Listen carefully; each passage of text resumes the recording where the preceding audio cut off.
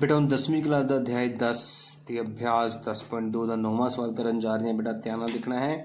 ਕਹਿ ਰਹੇ ਕਿ ਚਿੱਤਰ ਵਿੱਚ XY ਤੇ X', Y' ਉਹ ਕੇਂਦਰ ਵਾਲੇ ਕਿਸੇ ਚੱਕਰ ਤੇ ਦੋ ਸਮਾਂਤਰ ਸਪਰਸ਼ ਰੇਖਾਵਾਂ ਨੇ। ਦੇਖੋ XY ਤੇ X', ਦੋ ਸਮਾਂਤਰ ਰੇਖਾਵਾਂ ਖਿੱਚੀਆਂ ਗਈਆਂ ਵਿਆਸ ਦੇ ਉੱਪਰ। स्पर्श रेखा बिंदु C ਤੇ स्पर्श रेखा AB, एक C ਤੇ एक होर स्पर्श रेखा AB खिंची गई ਜਿਹੜੀ कि समांतर रेखावां ਨੂੰ A ਤੇ B ਤੇ ਮਿਲਦੀ है। ਅਸੀਂ AOB इस पूरे कोण ਨੂੰ सिद्ध करना है कि वो 90 डिग्री ਹੋਵੇਗਾ। ਸਭ ਤੋਂ ਪਹਿਲਾਂ ਤੁਸੀਂ ਇੱਕ ਚੀਜ਼ ਦਾ ਧਿਆਨ ਰੱਖੋ, ਜਦੋਂ ਵੀ ਇੱਕ ਚੱਕਰ ਦੇ ਉੱਤੇ ਸਪਰਸ਼ ਰੇਖਾਵਾਂ ਖਿੱਚੀਆਂ ਜਾਂਦੀਆਂ ਹਨ ਤਾਂ ਸਪਰਸ਼ ਬਿੰਦੂ ਨਾਲ ਕੇਂਦਰ ਨੂੰ ਮਿਲਾਇਆ ਜਾਂਦਾ ਹੈ। ਤੁਸੀਂ ਦੇਖੋ ਤੁਹਾਡੇ ਕੋਲ ਇੱਥੇ 1 2 3 ਸਪਰਸ਼ ਰੇਖਾਵਾਂ ਨੇ, ਪਰ ਸਪਰਸ਼ ਬਿੰਦੂ ਵੀ 3 ਹੋਣਗੇ। ਇੱਕ P ਹੈ, ਇੱਕ Q ਹੈ ਤੇ ਇੱਕ C ਹੈ। P ਨੂੰ ਵੀ ਕੇਂਦਰ ਨਾਲ ਮਿਲਾਇਆ ਗਿਆ ਹੈ, Q ਨੂੰ ਵੀ ਕੇਂਦਰ ਨਾਲ ਮਿਲਾਇਆ ਗਿਆ ਹੈ, ਪਰ C ਨੂੰ ਕੇਂਦਰ ਨਾਲ ਨਹੀਂ ਮਿਲਾਇਆ ਗਿਆ। ਇਸ ਕਰਕੇ ਸਾਡਾ ਸਭ ਤੋਂ ਪਹਿਲਾ ਕੰਮ ਕੀ ਹੋਏਗਾ? C ਨੂੰ ਕੇਂਦਰ ਨਾਲ ਮਿਲਾਉਣ ਦਾ ਕੰਮ ਹੋਏਗਾ। ਠੀਕ ਹੈ, ਤੇ ਸਭ ਤੋਂ ਪਹਿਲਾਂ ਅਸੀਂ ਕੀ ਲਿਖਾਂਗੇ? ਹਲ ਦੇ ਵਿੱਚ OC ਨੂੰ ਮਿਲਾਓ। ਇੰਗਲਿਸ਼ ਵਿੱਚ ਅਸੀਂ ਕਹਿ ਸਕਦੇ ਹਾਂ ਜੁਆਇਨ OC। ਠੀਕ ਹੈ ਨਾ ਬੇਟਾ। ਹੁਣ ਤੁਸੀਂ ਦੇਖੋ ਕਿ ਬਾਹਰ ਜਿਹੜਾ A ਬਿੰਦੂ ਹੈ ਉਸ ਬਿੰਦੂ ਤੋਂ ਦੋ ਤ੍ਰਿਭੁਜ ਬਣ ਰਹੇ ਨੇ। ਮੈਂ ਹਾਈਲਾਈਟ ਕਰਕੇ ਦਿਖਾਣਾ ਤੁਹਾਨੂੰ। ਪਹਿਲਾ ਤ੍ਰਿਭੁਜ ਦੇਖੋ ਜਿਹੜਾ ਮੈਂ ਹੁਣੇ ਹਾਈਲਾਈਟ ਕੀਤਾ ਹੈ, ਤੁਹਾਨੂੰ ਦਿਸ ਰਿਹਾ ਹੋਏਗਾ। ਤੇ ਦੂਜਾ ਤ੍ਰਿਭੁਜ A ਤੋਂ ਹੀ ਬਣ ਰਿਹਾ ਹੈ। ਬਣ ਗਿਆ। ਤੇ ਇਹ ਦੋ ਤ੍ਰਿਭੁਜ ਅਸੀਂ ਉਠਾਵਾਂਗੇ। ਕਿਹੜੇ ਕਿਹੜੇ? APO ACO, ਤ੍ਰਿਭੁਜ APO ਅਤੇ ਤ੍ਰਿਭੁਜ ACO। ਹੁਣ ਇਹਨਾਂ ਦੋਨਾਂ ਤ੍ਰਿਭੁਜਾਂ ਨੂੰ ਅਸੀਂ ਸਰਬੰਗ ਸਮ ਜਾਂ ਕੌਂਗਰੈਂਟ ਕਰਨ ਜਾ ਰਹੇ ਹਾਂ। ਧਿਆਨ ਨਾਲ ਦੇਖੋ, ਜਿਹੜੀ OA ਭੁਜਾ ਹੈ ਇਹ ਦੋਨਾਂ ਦੀ ਸਾਂਝੀ ਭੁਜਾ ਹੈ, ਨੀਲੇ ਦੀ ਵੀ ਤੇ ਲਾਲ ਦੀ ਵੀ। ਤਾਂ OA ਬਰਾਬਰ ਹੈ ਸਾਂਝੀ ਭੁਜਾ।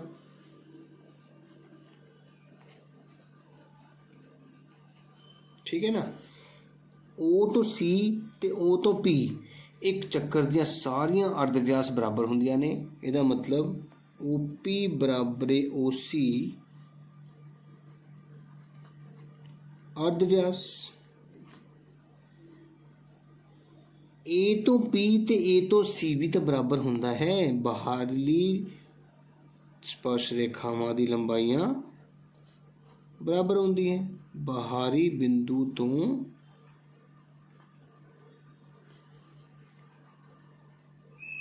ਖਿੱਚੀਆਂ ਸਪਰਸ਼ ਰੇਖਾਵਾਂ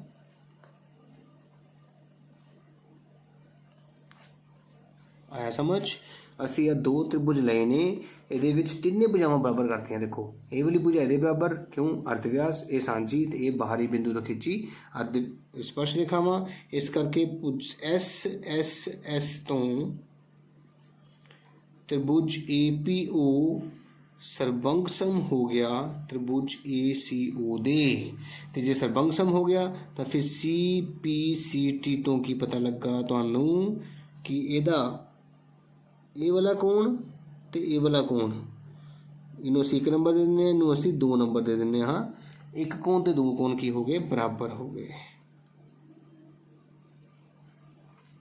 ਲੱਗੀ ਸਮਝ? ਹੁਣ ਸੇਮ ਇਸੀ ਤਰ੍ਹਾਂ ਹੀ ਅਸੀਂ ਨਿਥਲੜੇ ਦੋ ਤ੍ਰਿਭੁਜਾਂ ਨੂੰ ਵੀ ਸਰਬੰਗ ਸਮ ਕਰਾਂਗੇ ਬੇਟਾ, ਜਿਹੜੇ ਕਿ B ਤੋਂ ਸ਼ੁਰੂ ਹੋ ਰਹੇ ਨੇ। BQO ਤੇ BCO। ਠੀਕ ਹੈ ਨਾ ਬੇਟਾ। ਤੇ ਧਿਆਨ ਨਾਲ ਦੇਖਿਓ ਸਾਰੇ। ਹੁਣ ਅਸੀਂ ਤ੍ਰਿਭੁਜ ਕਿਹੜੇ ਲਵਾਂਗੇ? BQO and BCO। ਤੇ ਉਸੇ ਤਰੀਕੇ ਨਾਲ ਹੀ ਸੇਮ ਬੇਟਾ ਦੇਖੋ BO ਸਾਡੇ ਕੋਲ ਸਾਂਝੀ ਭੁਜਾ ਹੋਏਗੀ।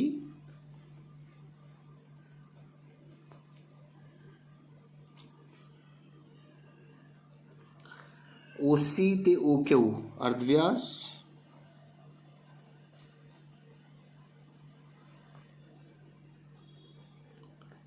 ਤੇ BQ BC ਬਾਹਰੀ ਟੈਂਜੈਂਟ।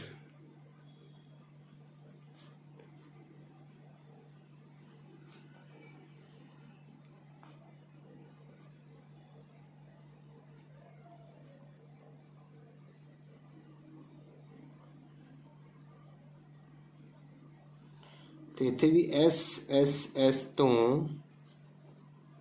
त्रिभुज बी क्यू ओ सरबंगसम हो गया त्रिभुज बी सी ओ दे। तो फिर इत्थे भी सी पी सी टी तो की पता लगा तुहानू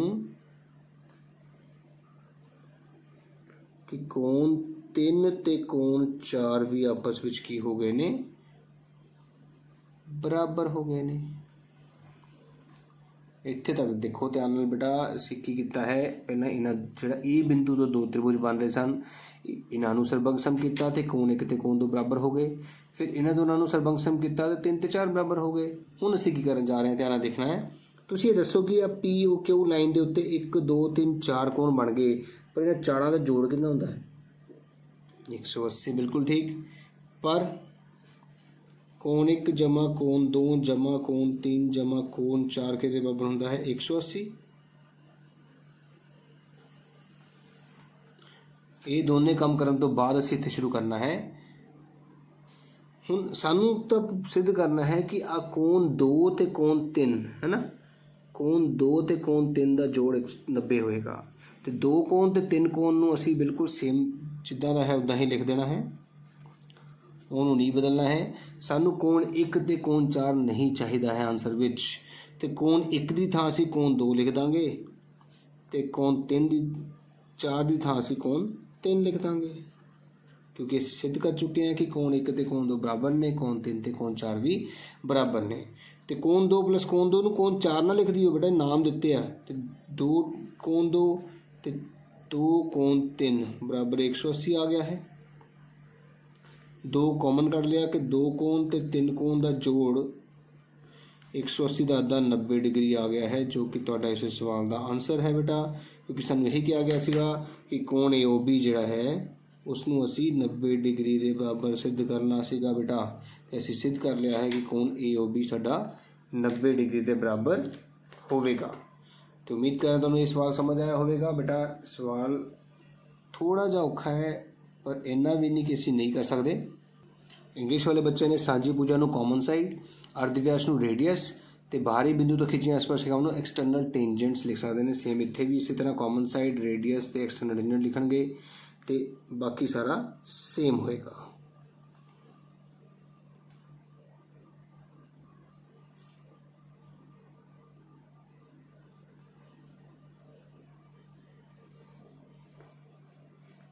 तो बस बहुत ही सौखे तरीके नाल बेटा असीं याद किस तरीके नाल याद रख सकते हैं कि पहले इन्हां दोनों कोणां नूं सरबंगसम करना है, तो कोण 1 कोण 2 बराबर।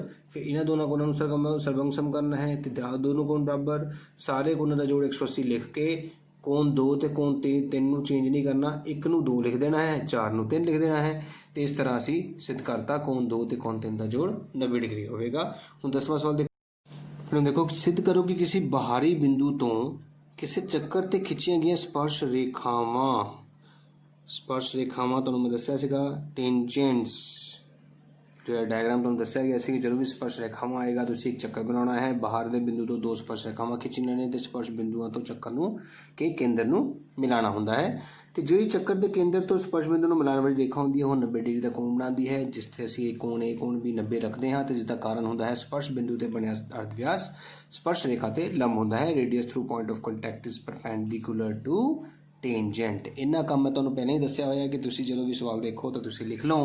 हुण तुसीं ध्यान नाल देखो सवाल कह की रहा, कहंदा है कि चक्कर ते खिंचियां गई स्पर्श रेखावां दा विचकारला कोण, स्पर्श रेखावां दे विचकारला कोण बेटा इसनूं कहंदे आ। ये है स्पर्श रेखावां दा विचकारला कोण।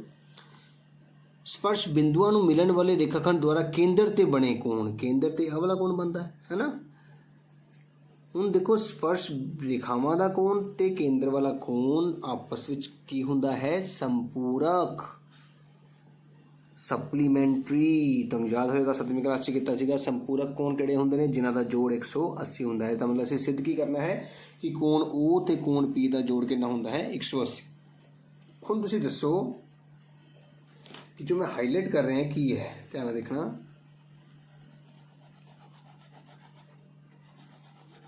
ये बेटा एक चतुर्भुज नहीं लग रहा है ना, तो चतुर्भुज के 4 कोणां का जोड़ 360 होता है। असीं लिखांगे कोण ए जमा कोण ओ जमा कोण बी जमा कोण पी 360 डिग्री के बराबर होंदा है।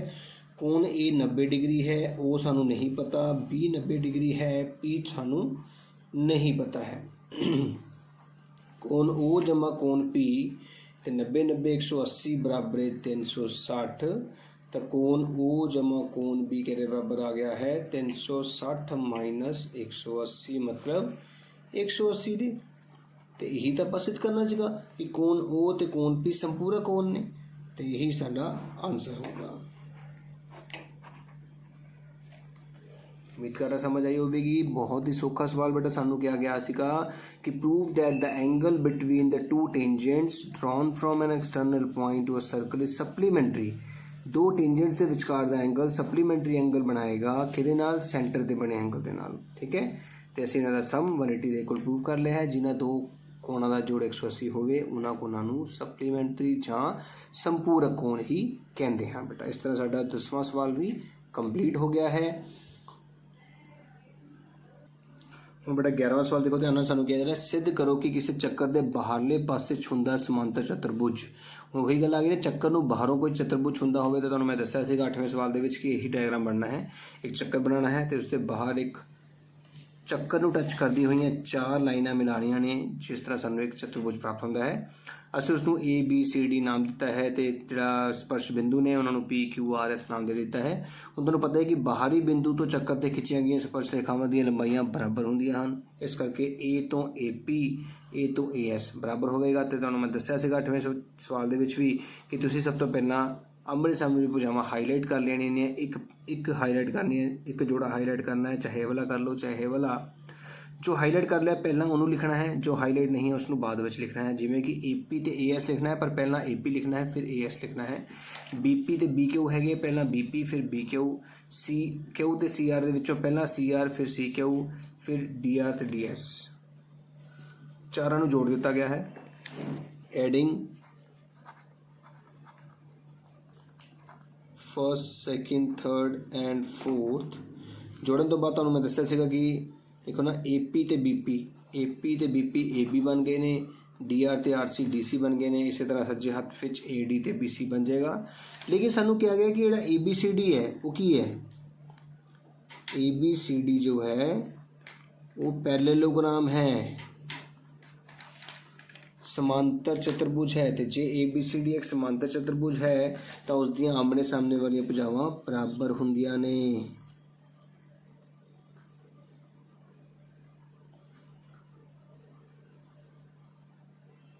इस करके ए बी और सी डी बराबर होणगियां, इस करके ए बी जमा ए बी लिख लिया। ए डी तो बी सी बराबर से, इस करके ए डी जमा ए डी लिख लिया। तो 2 ए बी 2 ए सी 2 2 कट्टे गए, तो जो 2 2 कट्टे गए तो साढ़े कोल की बच गया, ए बी बराबर ए डी। हुण जे किसी समांतर चतुर्भुज दी लागवियां भुजावां बराबर हो जाण तो उसनूं असीं सम चतुर्भुज कहते हैं। इस करके साडा ए बी सी डी की बन गया है, सम चतुर्भुज बन गया बेटा। इस तरह साडा 11वां सवाल खत्म हो गया है। उम्मीद करदा तुहानूं समझ आया होवेगा बेटा। जेकर मेरी वीडियो वधिया लगी हो, तुहानूं समझ आ रहा हो तो जरूर उसनूं लाइक करो। जरूर बेटा मेरी वीडियो का कमेंट कराया करो कि समझ आ रहा है या नहीं आ रहा है। तो नाल ही मेरे चैनल नूं बेटा सबसक्राइब करना ना भुल्लिओ, तां जो अगली वीडियो तुहाडे फोन ते सब तो पहला आ सके।